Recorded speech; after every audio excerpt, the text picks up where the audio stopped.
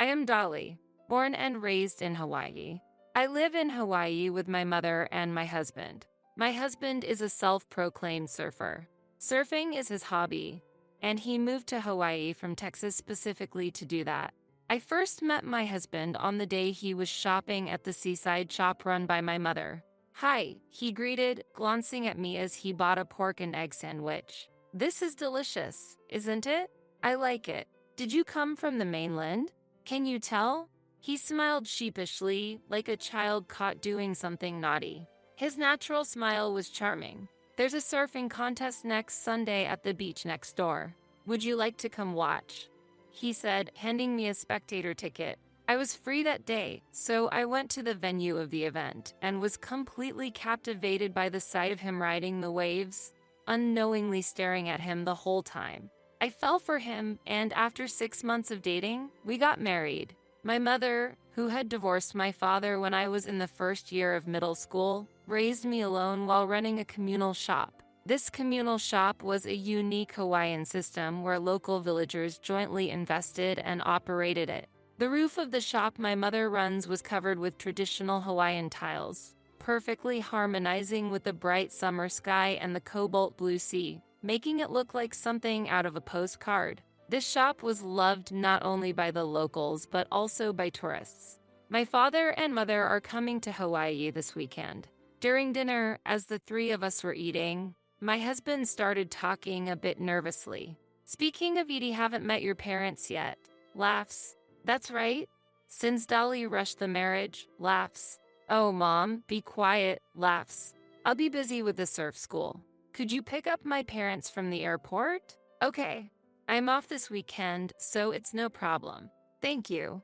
Since they're coming, let's have dinner together with you and your parents." "Sounds good." I agree. I help out at my mother's communal shop while also working as a caregiver at a nursing facility. This weekend happens to be my off day, so I'll head to the airport early in the morning, pick up my husband's parents, take them to the Waikiki Aquarium, and then to Hawaii Island the next day.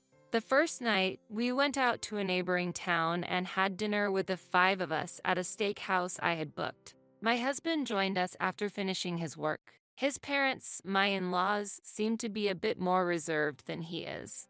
To avoid awkward silences, my husband always made an effort to keep the conversation going. "Dad, Hawaiian steaks are big and thick, right? If you can't finish it, I'll eat it," he said, transferring meat from his father-in-law's plate to his own like a boy. Haha, I found his childish behavior amusing and had a hard time suppressing my laughter. Less than a month later, only my father-in-law came to Hawaii alone. He appeared on his motorcycle in front of our house without any notice and had a long talk outside with my husband. When my husband came back inside, his expression was gloomy, and although I was curious, I didn't ask him anything. The next day, in front of me and my mother, my husband said with a serious look on his face, "My parents are going through a tough time, and I want to help them with $500 each month." What? It was so sudden that both my mother and I were taken aback. "What happened?" After a pause, my mother asked my husband. "I hadn't told you yet, but my dad has been running a motorcycle repair business in Texas." Listening to their conversation, I realized that I knew very little about my husband's parents. According to my husband, his father's business has been struggling due to domestic price increases and delays in importing parts from abroad, and he's finally had to close it down. Last month, my father-in-law showed up without any notice because he had already closed his shop in Texas, loaded his motorcycle onto a plane, and came to Hawaii to heal his spirit. "I can understand your feelings, but..." I didn't say it out loud, but I felt the same as my mother. After a moment of silence, my mother spoke in a more serious tone than usual. "It's difficult for us to come up with $500 every month. Can't you somehow manage it? Please?" "Yes." The distress was clear on my mother's face. At that moment, I was thinking to myself, if his own parents are struggling, shouldn't he be trying to earn more to help them first? In the end, my mother managed to raise the funds from somewhere and transferred $500 to the bank account specified by my father-in-law. My husband was contributing a portion of his winnings from domestic surfing competitions and his earnings from the surf school regularly to my mother. Competitions were not held frequently, and the surf school was relatively quiet except during the tourist season and weekends. Instead of working part-time during his free time, he would grab his surfboard and head to the sea, citing preparation for the next competition as his reason. The following month, my husband said this: "It's about time to send money to my parents again. Are you planning to burden my mother again? But I'm giving the money I earn to your mother every month. I don't know how much you're earning, but sending $500 every month is not possible." It might have been the first time I got angry with my husband. I looked for my mother's reaction, but she just stayed silent. Later, it seemed that my mother had transferred $300. Winter was approaching. The surf school was entering the off-season, and the amount my husband was passing to my mother gradually decreased. One day, suddenly several large packages arrived at our house. "What is this?" I exclaimed when I found out that the sender was my in-laws from Texas. "What does this mean?" I confronted my husband, who had just returned from the sea. "Oh, that's the stuff my parents sent for living here. I just heard it on the phone." Wait a minute. It turned out that my in-laws, who had closed their shop in Texas, were moving to Hawaii to live with us. Our house was not a detached home. We were renting a part of the landlord's house. We were renting 2 rooms on the second floor of the landlord's house, where my mother, I, and my husband lived. The already cramped space became even more crowded with the arrival of the luggage, and I was pushed into a corner of the room. My mother, who had returned from work, said, "What's going on?" At that moment, my husband said, "My parents come first. Mother, please leave." There's a phrase that could be used in such situations. If that's the case, then we're getting a divorce. However, my mother and I, caught up in daily life, did not have the luxury to utter such lines. After a while, my mother, with tears in her eyes, said quietly, "All right, I'll leave. Is that what you want?" "Wait, Mom, you're not going anywhere." Strangely, I found myself shouting not at my husband but at my mother. The next morning, my mother quietly packed her belongings and left the house. I cried and pleaded with my husband. "Why has it come to this? I can't stay here anymore." In a corner of the room, I packed only what was necessary, avoiding looking at my husband as much as possible, and left the house. As I opened the front door, I inadvertently glanced back at my husband. The image of him laughing smugly stuck in my mind. I hate to admit it, but did we lose this battle? In our community, there are traditions that can be useful in such situations. Unite and social.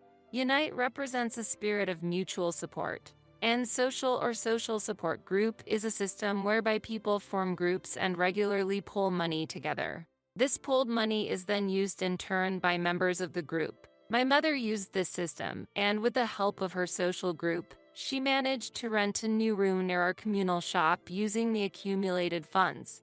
I moved into that room as well. The social group and the people from the shop were very sympathetic towards us and treated us kindly. When I went back to our old home to retrieve some belongings, I found my in-laws from Texas, who had moved in and were lounging comfortably in the house. Additionally, for some reason, there were now 5 cats. "Why are cats here?" "Oh, Dolly, the landlord just mentioned that this month's rent hasn't been paid yet." "Hasn't your mother paid yet?" "What are you talking about? Your parents are living here with you. You should be paying." I was completely infuriated by my husband's irrational statement. The in-laws nonchalantly relaxed on the sofa without any signs of remorse. "Why do we have to leave our home for your family? I only asked your mother to leave. You decided to leave on your own." "Understood. Just be prepared because I will get my revenge. I will not let this crazy family take over our house without a fight." My mother and I began secretly planning our revenge against my husband and his parents. Our landlord, the people from the communal shop, and my mother's social group all agreed to help us. Everyone advised that divorce was the best option, offering their support and promising to help if needed. So, I wrote up the divorce papers and went to give them to my husband. "Humph." He snorted disdainfully but immediately signed the divorce papers. Reflecting on it now, my husband may have always intended to live here with his parents from the beginning. However, I felt good about presenting the divorce papers in front of my in-laws at that time. After the divorce was settled, my mother and I went to bid farewell to my husband and his parents. "This is our house. Please leave." My mother suddenly declared this in front of my husband and his parents. "What are you talking about all of a sudden? This is just a rental place, and it's just 2 small rooms, isn't it?" Laughs. "You all don't understand. The landlord downstairs, Oliver, is my maternal uncle, so essentially, this house is ours. You are the ones who need to leave, so please do so quickly." Unbeknownst to us, the landlord, my uncle, had also come over. "If you can't pay the rent, you'll have to leave." While they remained silent, my mother took out her smartphone and showed a post from a specific social media group to my in-laws and husband. "Please look at this. It appears you were running a bike repair business in Texas and an NPO simultaneously. But this NPO doesn't actually exist and is just targeting subsidies, isn't it? What do you think will happen if this fact becomes public?" It was a post from an SNS group supporting rescue cats. The post included a photo of my in-laws surrounded by cats and a caption in English: "These two are fraudsters. They have already been featured in a women's weekly magazine, and I am considering litigation." That's a lie. It's just a fabricated story by someone jealous. How dare you say that about our goodwill? Here is the weekly magazine that just came out. This photo is definitely you, isn't it? Weekly magazines always exaggerate and write things different from the actual facts. If that's the case, I have a contact with the Texas State Police. I'll get them to verify the facts. As I said this, I took out my smartphone from my bag. "Hello, Mac. Sorry to bother you when you're busy. But is it okay to talk? I have something I need to investigate. It's about the NPO involved in a fraud scandal over rescue cats that was in a weekly magazine." "Oh, I've heard about that. They've been approaching young and beautiful women for transfers and asking for donations from people far away to fundraise." I intentionally turned on the speakerphone to let everyone hear the conversation. Apparently, the pro surfer Morgan Brown is also involved in this matter, and his official blog has lured many young women. I'm not sure if it's true, though. Laughs. The faces of my husband and his parents changed dramatically as they listened. "Can the police investigate this?" "Yes, I'll start by talking to the relevant department. If that doesn't work, there might be a possibility for a civil lawsuit." "Thank you. I feel relieved hearing that." "Not at all. You're welcome." After ending the call, I confronted my husband and his parents. All 3 of them were clearly pale.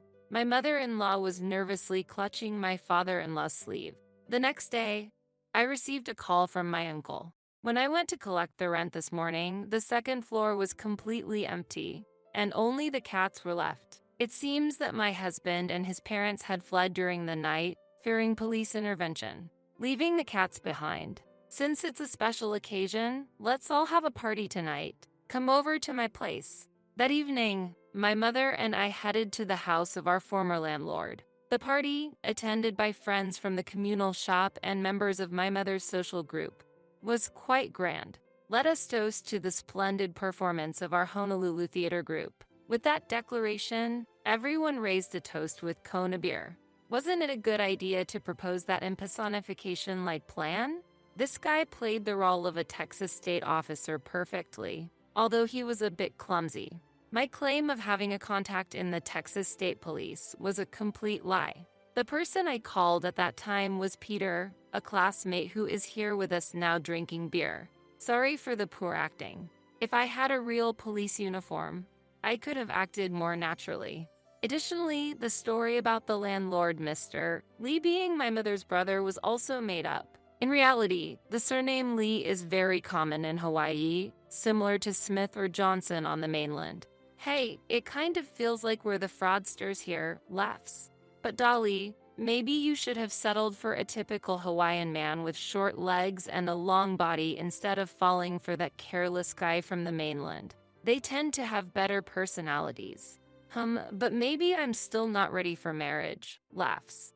"You're still young. Don't say such things." Even that lady has been married 4 times. Hey, that's one too many. Oops, my mistake. I thought it was 5 laughs. It's 3. Laughter echoed around us, and the party continued until late into the night. My mother and I decided to continue living in an apartment near the communal shop. The 2 rooms on the second floor of the landlord's house were given to my childhood friend Kelly, who said she wanted to open a cat cafe. The 5 abandoned cats were cared for by Kelly and her friends, were cleaned up, and eventually became the star attractions of the cat cafe with a sea view. Later, I learned through a post in that SNS group that my in-laws were prosecuted and sentenced to 1 year and 6 months in prison and fined $6,000 in a civil lawsuit. My ex-husband Barnard, who had also been soliciting donations for a fake NPO on his website, will likely be charged with some crime in the future. With their departure, it feels like the laid-back Hawaiian daily life has returned. I will continue living in Hawaii, even if it's modest. I really love the Hawaiian lifestyle where people support each other.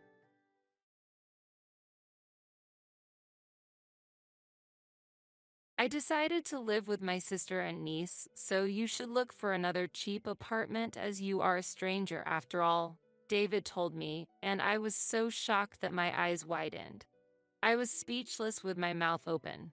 I never thought he didn't know this in-law's house is registered under my name.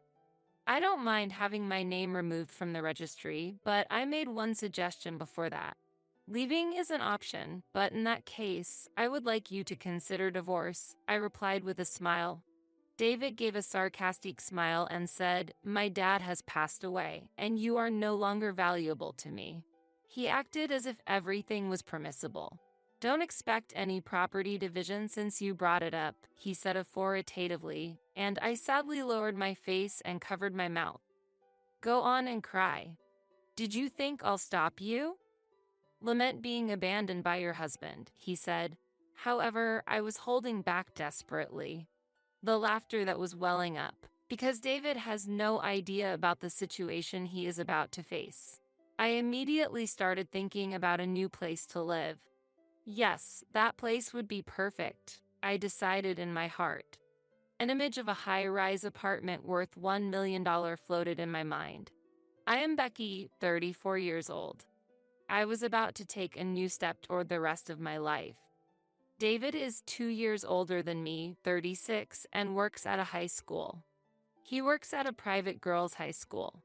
David is relatively young among the male staff and seems to be popular with the students. Sometimes he receives letters from them, and on Valentine's Day, he gets several chocolates. Every time, David reacts as if it's bothersome. "You don't make that troubled face in front of the students, do you?"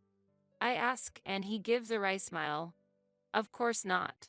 I wonder why they give me chocolates even though they know I'm married. It wouldn't hurt to accept them," I say, reminiscing about my high school days when I had a crush on a teacher more than 10 years my senior. That's dangerous. It would be a big problem if inappropriate rumors started at a girls' school, David says seriously. In this regard, David is very sincere. Even when he receives favorable looks from young students, he doesn't engage in inappropriate relationships, so I can feel at ease. David's seriousness probably comes from his father. Both of his parents were educators, and I feel their influence is significant. Currently, we live with David's parents at his childhood home. We planned to move out once we had a child, but unfortunately, we don't have any children yet. Moreover, the income I earn from my part-time job and the amount David contributes to the household don't leave much room for savings. Living with my in-laws is comfortable, and they are very warm towards me. My recent concern is the worsening condition of my father-in-law's legs. His ability to walk is deteriorating day by day, and he can't enjoy his walks as much as before. So we bought a wheelchair and tried to get him out as much as possible. I changed my job from a daytime position to an early morning shift at a bakery. This allows me to go for walks or shopping with my in-laws during the day. My parents have passed away, so I cherish my in-laws as if they were my own parents. They left me an inheritance, but I still wish they were alive. David has an older sister, Kim, who has a husband working for a major company and a 17-year-old daughter, Nicole. It's been 10 years since we got married, and Kim, who works, often leaves Nicole at our place. Thanks to that, Nicole and I have developed a close relationship. Nicole calls me Sister Becky and trusts me like her own sister. I was an only child, so it was very precious to have a sister-like presence in Nicole. Now that we don't have to take care of her at our in-laws, we still keep in touch frequently. However, my relationship with Kim isn't very good. Ever since the first time I met Kim when visiting David's parents, I never had a good impression of her. She laughed and said, "I thought he would choose someone cuter at our first meeting." Moreover, David didn't stand up for me at that time. If David's parents hadn't been upset by Kim's words, I might not have married David. David later said, "I don't choose people based on their looks. I believe that personality is the most important thing in marriage." However, those words didn't resonate with me much. Instead, the immediate anger from David's parents made me feel they cared about me. I wanted to be dutiful to David's parents as I couldn't be to my own. Lately, Kim has been coming back to the family home more frequently. She doesn't talk to me directly, but from conversations with David and his parents, it seems there are frequent conflicts between her and her husband. Despite both working, she's often pointed out for neglecting household chores, expected at least to handle cleaning. If I only worked a few hours part-time like Becky, I could manage housework too. But I work full-time, she sarcastically remarked, glancing at me. Kim often compares herself to me. For a long time, I didn't understand why, but it seems she's competing with me. Maybe Kim was upset because David's parents sided with me when we first met. Eventually, David defended me, which seemed to increase Kim's anger. "Well, we're getting by only because Mom is helping out. It would be impossible alone," David said, and Kim laughed proudly. "Without children and with Mom's help, it's natural you can manage household chores." "No, you're not managing. Kim is more capable, isn't she?" They laughed at me disdainfully. I caught my mother-in-law's eye watching them from a distance, and David quickly cleared his throat. However, Becky is doing her best. She's attentive, like taking care of my father with his bad legs. As I walked to the bedroom, leaving Kim surprised by his statement, I decided to contact Nicole. Nicole calmly responded, "Yes, Mom is wrong in this case." Despite having time, including when Nicole is at tutoring, the housework should be manageable. But it seems it's not being done. There's no sign of her being unfairly scolded.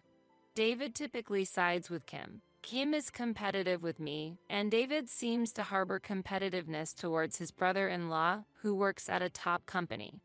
But as I see it, David is clearly lagging behind in this competition. His brother-in-law earns several times more than David. My point isn't about the amount earned, but how much one can spend on their family. I don't know how much David earns, nor does he know or show interest in my part-time income or savings. As long as we can get by on what he brings home, that's fine. I don't know what he does with the rest of his salary. However, there are nights he comes home late. He explains, "I was out drinking with work colleagues." Whether that's true or not, I can imagine David, who avoids even the slightest rumors among his students, having an affair. I never doubted him. David contributes $1,000 a month to our household. Normally, this amount would be challenging to sustain a household. This fact alone could be a seed for divorce or conflict. "This is my parents' home, so no need for rent," David says. "But $1,000 is a bit." I counter. "Then, how about asking my parents for living expenses?" he suggests. "That's not really the point," I say, but my true feelings don't seem to reach David. I don't expect David to support all three of us alone. However, I don't feel a sense of responsibility for his family in his actions.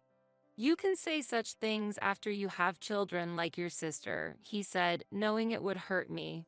At that moment, I realized that although my husband cared for his sister, he did not show the same care for his wife. Meanwhile, my father-in-law's leg condition was gradually worsening. Our surroundings were all slopes, not suitable for wheelchair use. Why not consider moving? I suggested it to my in-laws when David was not around. But the budget, they responded. We could use the funds from selling the house, and I can cover the additional mortgage payments, I offered, and my in-laws exchanged glances. But Becky, that's a lot of money. You're already contributing more to the living expenses than David, my mother-in-law said with concern. Don't worry, I reassured them. I have an inheritance from my parents. If it can be used for my father-in-law and mother-in-law, my parents would be pleased, I explained. By then, my feelings for David might have almost disappeared. However, I felt affection for my in-laws and wished to continue living with them. We decided to move to a new home after discussing it with David's parents. Before moving, we made the house wheelchair accessible and installed handrails to ease my father-in-law's movement. I believe the new house, especially for my father-in-law, was much more comfortable than the previous one. In the old house, even moving to the toilet was a struggle, but now he could use it with ease. Initially hesitant, my in-laws felt relieved after I accepted a certain condition. That was to put the new house in my name and keep this fact from David. I had kept the existence of my inheritance from my parents a secret from David. If David knew about your assets, he would rely on you even more. We can't allow that, my father-in-law said, showing his intention to protect me from relying on my parents' inheritance, which made me genuinely happy. I wish I had more strength. I'm sorry for being a burden, my father-in-law apologized, but I waved it off. Not at all. I look forward to our walks together every day, I told him, and he smiled gratefully. Thank you, he said. However, after having difficulty walking, my father-in-law's appetite decreased, and he lost quite a bit of weight. I hoped the new, more accessible house would help him regain his former vitality. What a lovely house, Kim commented while looking around during her visit. She tapped the handrail and added, but these handrails are a bit in the way. They spoil the look. The safety and well-being of my father-in-law are much more important than the appearance, I counted, and Kim, displeased, huffed and left without another word. We always leave the toilet lid open in our house. This is because lifting the lid is a significant burden for my father-in-law with his mobility issues. Therefore, we make sure to clean it regularly to prevent any bad odors. Despite the handrails, bending or leaning forward to lift the lid is painful for him, as he has complained. However, every time Kim uses the bathroom, she closes the toilet lid. No matter how much I explain, her behavior doesn't change. One day, after a loud noise, I rushed to find my father-in-law had fallen while trying to open the toilet lid. I've asked you not to close the lid, I exclaimed to Kim, who arrived later, supporting my father-in-law. I couldn't forgive her, even if she was my sister-in-law. Fortunately, my father-in-law wasn't seriously injured, but that didn't mean there was no problem. Leaving the lid open isn't hygienic, and it's not good feng shui either. You shouldn't leave the toilet lid open, Kim argued. Then, my usually calm mother-in-law retorted, that doesn't matter. Do you want to injure your father? It's okay, Mom. Kim didn't mean to. Really, it's exaggerating to say I caused my father's injury, Kim laughed off. But my mother-in-law's anger didn't subside, and she told Kim to leave the house. I thought we might live more peacefully. I momentarily felt relieved, but soon after, it was discovered that my father-in-law had cancer. The cancer had already metastasized throughout his body when found, leaving no room for treatment. Just half a year later, my father-in-law passed away. After the funeral, I was shocked by a conversation I overheard from the living room. Does this mean you'll inherit the house now? Kim was talking to someone, to which the reply was, I wonder, shouldn't Mom inherit it? That was undoubtedly David's voice. The expression on my mother-in-law's face, who was heading to the living room with me, froze. But it's a relief, isn't it? If his illness had dragged on, caregiving would have been tough, Kim said. True. But we have a convenient housekeeper, so no worries, David continued. What a thing to say. But maybe you're right, a laughing voice responded. Just as my mother-in-law reached to open the living room door, I firmly grasped her wrist. She was visibly angry, but I shook my head. Should we move in here too? Kim's cheerful laughter could be heard. I was undoubtedly furious. I had another reason to be angry with David. While organizing his suit for the funeral, I found receipts from dubious establishments and business cards with women's contact details. More of these were found when I searched his bag. These contacts were from afar, seemingly to avoid detection by school associates or students. Knowing he contributed little financially to the home while spending on such things fueled my anger. At that point, I was contemplating how to kick David out of the house. It's decided that my sister and niece will live together, so you, an outsider, should look for a cheaper apartment, David suddenly told me a few days after a month-long memorial service. I was dumbfounded, not understanding what he was saying. At that time, I learned that Kim's discord with her brother-in-law had deepened, leading her to declare, "I'm moving back home." Kim seemed to think that if she and Nicole left, her brother-in-law would apologize. So that's the plan. While surprised by the turn of events that I was being kicked out, David was unaware of a crucial fact. This in-law house is in my name, despite the fact that I am shouldering a mortgage payment of $1,800. I had been pondering how to evict David, but then realized there were other options. Considering transferring ownership to David, I devised a plan and smiled slyly. Leaving is an option, but in that case, I would like a divorce, I proposed. If I were to leave, divorce seemed fitting. Otherwise, I would end up at a disadvantage. Unaware of my intentions, David returned a spiteful smile. My dad has passed away, and you are no longer valuable to me, he declared. He took on an unpleasant demeanor, thinking he was in a superior position. Didn't expect any property division since you brought it up, he said condescendingly. I looked down and covered my mouth, replying with a trembling voice, "Understood." Hearing this, David laughed even louder. "Go on and cry. Did you think you'd be stopped? Lament being abandoned by your husband," he taunted. But I was desperately holding back laughter.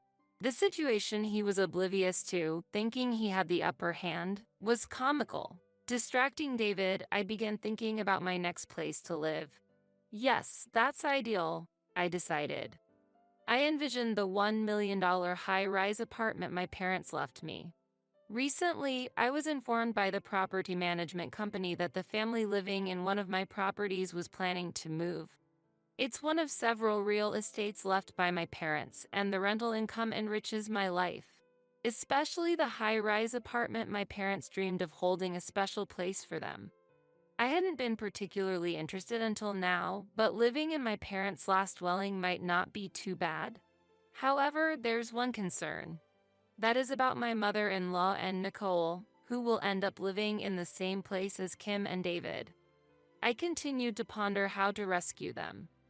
Then I will go to a facility as well, my mother-in-law declared when I informed her that I would be divorcing David and leaving. What? What are you talking about? Kim is coming back, David protested. Yes, if you say such things, Dad would be sad, Kim added. Dad would be sad? What would my mother-in-law think about Kim's words that trivialized the deceased father-in-law? However, at that moment, I came up with a plan. I whispered it to my mother-in-law, and we decided to proceed with the plan without letting the other two know. If they won't let me leave, I'll just have to be kicked out.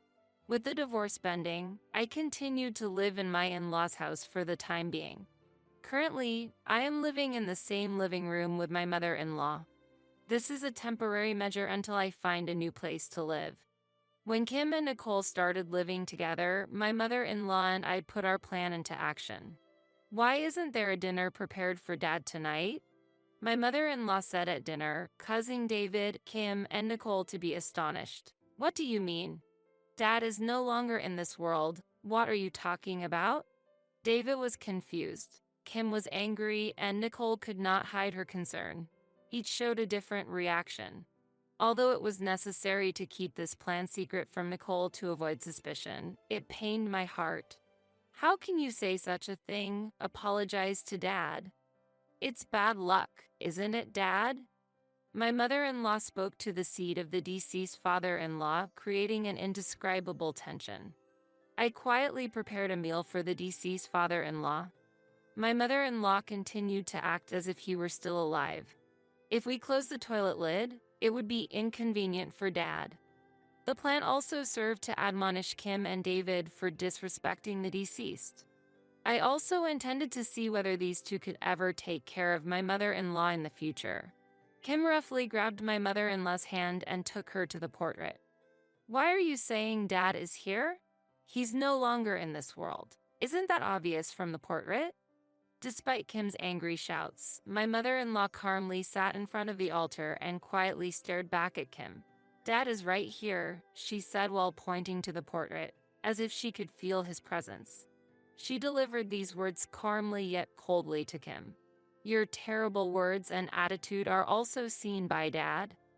Always, she said, making Kim visibly shiver. Stop it. Kim screamed and left the room. I had expected her to be the first to break. Mom has finally gone crazy, Kim complained. But when you take her to the doctor, they say there's nothing wrong, right?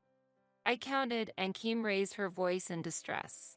Yes, outside she acts perfectly fine. In front of the neighbors, she's impeccable. I can't stand it anymore. Yes, but there's still a mortgage on this house, and without Mom's pension, we can't make the payments. I overheard them discussing secretly in the living room. While doing the dishes, I pretended not to hear while listening. Finding a facility is tough, and the costs are significant. Kim, can you bear those? They discussed. No way. That's impossible. We need to save for Nicole's college tuition until she graduates. It seemed they were more troubled by the financial burden than my mother-in-law's health. Truly disgraceful. Reaching my limit, I turned off the tap and joined their conversation. I found a new place to live. If you'd like, I can take my mother-in-law and care for her until we find an appropriate facility, I suggested, watching them look at each other before adding, also, about the mortgage on this house. I've been the one making the payments. Really? Is that so? David muttered to himself in a daze. The amount left after deducting living expenses from my part-time income is enough for the payment. I had anticipated David thinking that. He probably assumed, now that my sister's income is there, it will be easy. Pretending not to hear, I chuckled inwardly as I told him, if your mother and I leave together, I'll transfer the property and loan payments to David. David simply replied, understood. At that moment, feeling relieved that my mother-in-law would be protected, a new development awaited us. However, it might have been a rather favorable turn of events for us. After returning home from high school, Nicole came to me with a serious concern. She had heard from a friend that her mother might be having an affair. Her friend had seen Kim walking arm in arm with a suited man one night, someone who wasn't Nicole's father. Upon further questioning, it turned out this happened while Nicole was at her tutoring session. It became clear that Kim's neglect of household duties wasn't due to parenting or work, but her affair. I assured Nicole I'll handle this matter and made her promise to keep it a secret. I immediately hired a detective to investigate Kim's affair. Perhaps she had let her guard down during the separation from her husband. Or maybe she was contemplating divorce. But her lapse came too soon. The legal divorce hadn't been finalized yet. Once the detective's evidence brought the affair to light, her brother-in-law initiated divorce proceedings. Nicole's father gained custody, and she went to live with him. Kim, along with her workplace lover, was sued for damages by her brother-in-law. Relieved, my mother-in-law and I left the in-laws house and moved to a high-rise apartment worth $1 million, starting a new life. One evening, while we were enjoying our peaceful days, the intercom suddenly rang. Displayed on the screen were David and Kim. What brings you here? I asked nonchalantly, but David retorted, because you won't answer the phone. I'll step outside. I informed my worried mother-in-law before heading out. I had no intention of inviting them into my home or letting them pass the entrance. Just leave it be, I muttered to myself as I headed to the front hall. We can't talk here, I said, and we drove to a nearby cafe. During the drive, David kept complaining, "How can you afford to live in such a fancy high-rise apartment? It's an inheritance from my parents. I just rented it out to others until now," I explained. "Why didn't you tell me something so important?" David pressed, but I calmly replied, "Was there a need to? I was paying the living expenses. Besides, this property is not part of the estate division." David was the one who denied the property division. It was clear they had no grounds to complain to me. Once we arrived at the cafe and settled at a table, the conversation predictably turned to the mortgage of the in-laws' house. "Why is it so high?" "A monthly payment of $1,800. David, trying to keep his voice down, was visibly furious. He must have wanted to scold me right there. I sipped my coffee leisurely and smiled gently. "That's the value of the property, isn't it?" I responded, to which David exploded, "This is no joke," and slammed the table. Kim tried to calm him as the surrounding patrons turned their gaze towards us. "Stop it. But Becky, you should have mentioned such a high mortgage," Kim said. Their desperation almost made me laugh. No gratitude was shown to me for paying that amount all these years. "I wasn't asked. Besides, you left the title transfer mostly to me, right?" I said quietly, hinting that it's improper to complain only when inconvenienced. Considering Kim was facing compensation claims from her husband and the wife of her lover, I could somewhat understand their situation. Moreover, the affair being exposed at her workplace made her resign. From my perspective, it was all a result of her own making. I gently turned my gaze to Kim, and I said with a smile, "You've had it tough, haven't you?" "What do you mean?" "Because he doesn't contribute enough money to the household." "What?" Kim stared at David.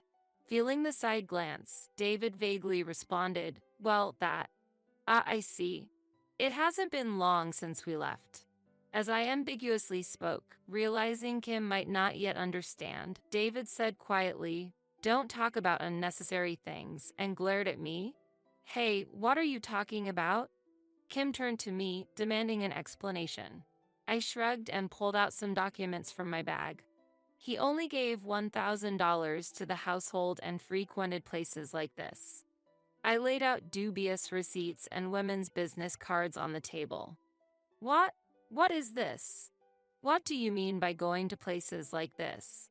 Kim was more outraged than expected, loudly reading the names of the establishments. "How foolish. Disgusting." Kim's exclamation triggered David's anger. "What are you saying? You two engaged in such embarrassing acts of infidelity at your workplace?" An ugly dispute unfolded before me, each critiquing the other's misdeeds. I sipped my coffee, quietly observing their argument. Concerned about a possible complaint from the cafe, I addressed David. Right. Sorry to interrupt your conversation." With that, David ceased his quarrel with Kim. Perhaps a unique communication between a long-time married couple. "You were saying?" he inquired. "I almost forgot, but there's a popular tutoring school near this cafe." "What?" They looked at each other, then back at me, puzzled. "It seems many students spend their pre-class time here," I whispered to David. "See that uniform? Doesn't it look familiar? Wonder how many are around, including those in casual clothes?" Suddenly, David stood up, causing a loud noise.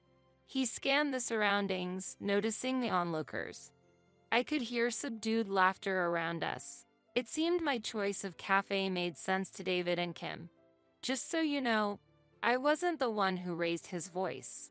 David remained standing, his face downturned, trembling. "Thank you for exposing yourself. I'm looking forward to school tomorrow." I rested my cheek on my hand, gazing intently at David, and smirked. Before me, David crumbled to the floor. Eventually, David and Kim's in-law house was put on the market, and they moved to an old, small apartment.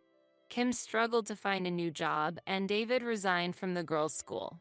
It seems there was a complaint from a parent about a problematic staff member. Even without the complaint, David would have resigned, but the call spread the rumor.